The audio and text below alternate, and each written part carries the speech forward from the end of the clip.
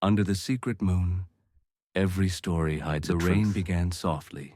Welcome to just before midnight. Not loud enough to scare, not quiet enough to ignore. Evelyn Carter slowed her car as she turned onto Willow Creek Road, a narrow stretch of pavement winding through tall pine trees. The GPS had lost signal 5 minutes ago, but she didn't turn back. Something about this road felt familiar, as if she had driven it before, as if the night itself recognized her. At the end of the road stood a house, old, white, lonely. Its porch light glowed warm and steady, cutting through the mist like a promise. Evelyn parked the car, her heart beating just a little faster than it should. She told herself it was only exhaustion. After all, she had driven nearly 6 hours from Chicago to settle her aunt's estate. One night. That's all she planned to stay. Yet as she stepped onto the gravel, the wind whispered her name, not loudly, not clearly, but enough. She hugged her coat tighter and climbed the wooden steps. The door was unlocked. It opened with a slow creak, as if the house exhaled. Inside, the air was warm.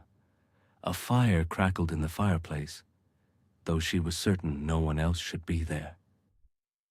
Shadows danced along the walls, and the scent of old books and cedar wrapped around her like a memory. Then she heard footsteps. "Hello," she called. A man stepped out from the hallway, tall, dark-haired, his eyes the deep gray of a coming storm. "You're late," he said softly. Evelyn froze. "I'm sorry. Do I know you?" He smiled, not surprised, not confused, but gently, like someone hearing a question he'd waited years to answer. "Not yet," he said, "but you will." The man introduced himself as Lucas Hale. He spoke calmly, his voice low and steady, the kind that made silence feel safe.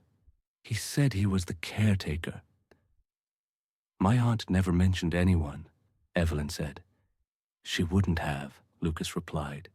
"She liked her secrets." There was something in his eyes, recognition, maybe regret, that made Evelyn uneasy. Yet she felt drawn to him in a way she couldn't explain, like a song she almost remembered. They sat by the fire, rain tapped against the windows in a steady rhythm, and the clock on the wall ticked far too loudly.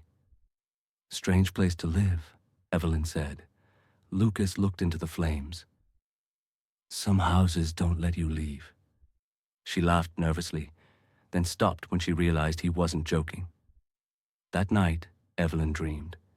She stood in the same house, but it was new, bright, alive with laughter. She was wearing a white dress, and Lucas stood beside her, holding her hand. "You came back," he whispered. Then the dream darkened. The walls cracked. The fire roared. She screamed his name as smoke swallowed the room. She woke, gasping for air.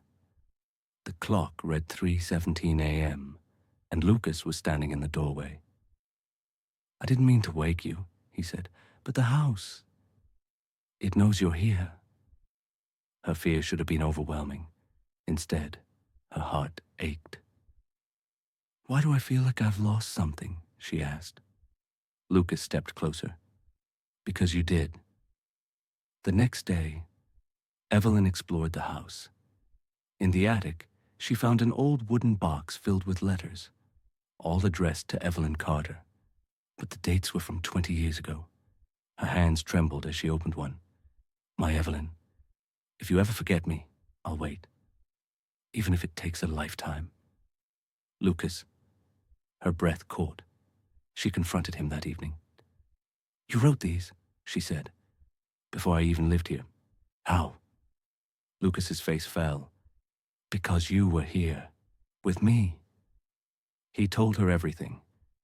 20 years ago, Evelyn had come to Willow Creek to escape a broken life. She and Lucas fell in love fast, deeply. The house had been alive even then, feeding on emotion, binding souls. On the night of the fire, the house demanded a choice.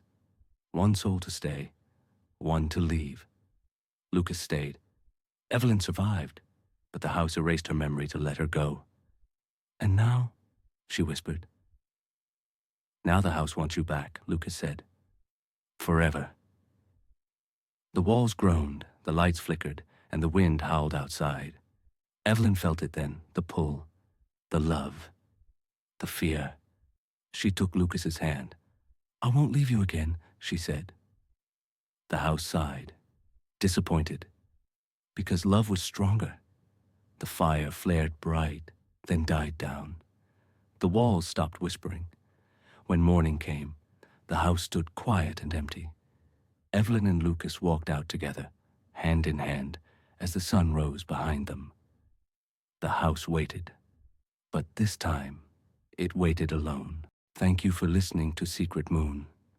Did this story relax you or keep you awake? Tell me in the comments.